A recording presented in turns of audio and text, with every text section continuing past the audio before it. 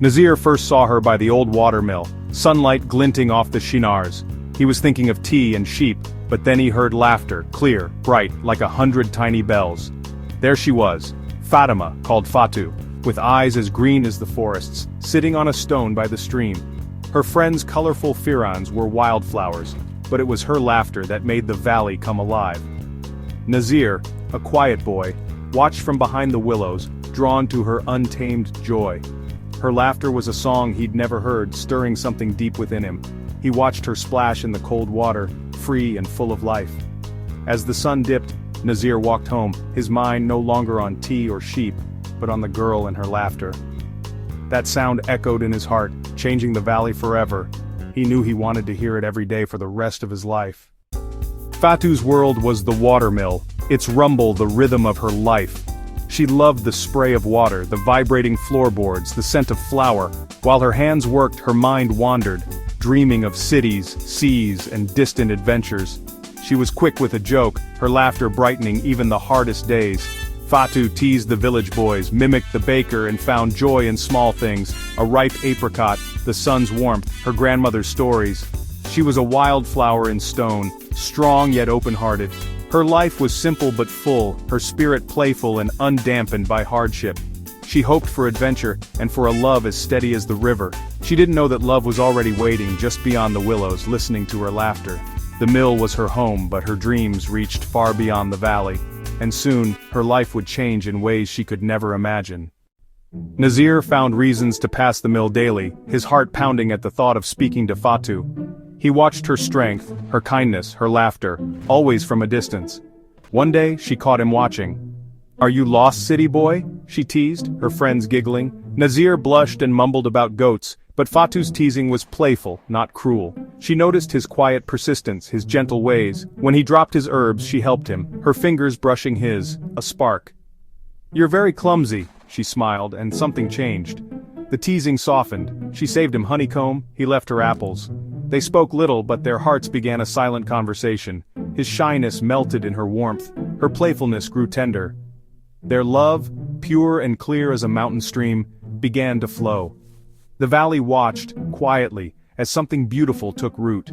Two lives, once separate, now moved gently toward each other. By the Chenab's turquoise waters, their love found its voice. Evenings under the old walnut tree became their sanctuary. Nazir shared dreams of sheep, land, and a home filled with laughter. Fatu spoke of distant cities and the sea. He listened, loving her for her dreams. She loved his steady heart. "One day, I'll take you to the sea," he promised. Their love was quiet, built on shared moments and whispered secrets. It was as natural as the river's flow, a love that felt like coming home. Spring returned, and Nazir knew he couldn't live without Fatu. Nervous, he told his parents, not of her family's mill but of her spirit and laughter. His parents saw the change in him, the happiness she brought. "A good heart is worth more than a field of saffron," his father said. They agreed but asked for a photograph to send to relatives. The promise of a wedding filled the air, sweet as the spring blossoms. Nazir rushed to tell Fatu, she wept with joy. Their future seemed bright, a wedding, a home, a life together. The photograph seemed a small detail in their love story, but it would become the turning point. Their happiness hung on a single image. The photograph proved elusive, no studios, no cameras in the valley.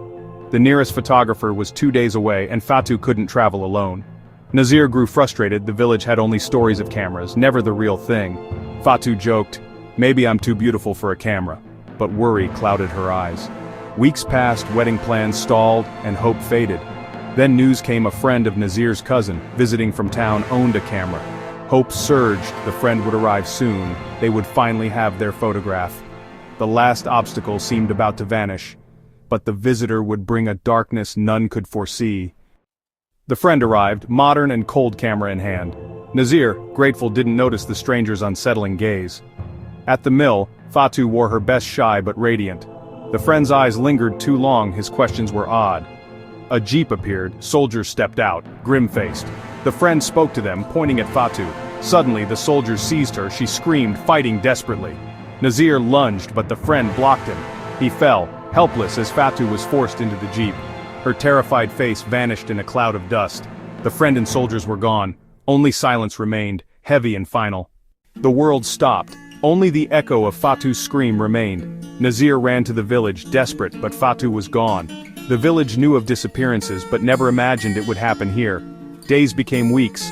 Nazir and Fatu's father searched army camps and police stations, showing the single blurry photograph. They met only denials and threats. Fatu had vanished. Grief hollowed Nazir. He stopped tending sheep, stopped walking by the river. The mill fell silent. Fatu's family left, and the valley's color faded.